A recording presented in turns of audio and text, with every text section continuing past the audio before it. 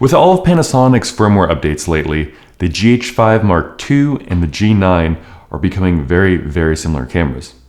But there is one thing that's quite a bit different and you really need to keep in mind between the two, and that's recording time. The G9 has a recording limit of 30 minutes, and the GH5 Mark II has absolutely no recording limit. And if you're doing either really long takes or your camera's on 24 hours, 48 hours at a time, this is going to be a big problem for you. I could also see if you're going to do these really kind of long takes, I would probably go for a camera that has a built-in fan in it, because I wouldn't, even though it's guaranteed, I wouldn't want to take any sort of risk of overheating.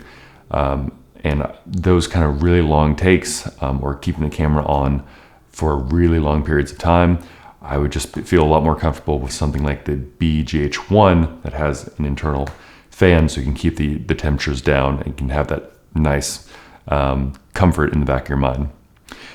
Price-wise, the GH5 II is $1,700, and that does come with Vlog-L pre-installed.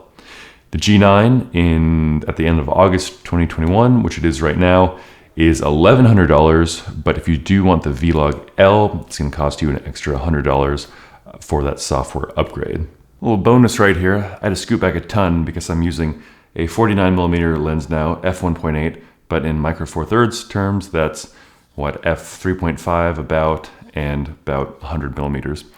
So the last lens that you just saw that I was using was this plastic lens from XIAOYI, or Yi, that I got. I think these two lenses plus the camera I got a couple years ago was like 400 or 500 bucks altogether.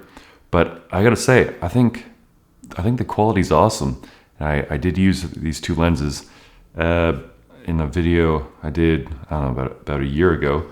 It's just, I'm super impressed that, like, we go on and on but spending so much money on glass and whatnot, but man, I mean, the lenses themselves are probably on eBay for like, I don't know, 50 bucks, 20 bucks, 40, who knows. Super cheap is what I'm trying to say.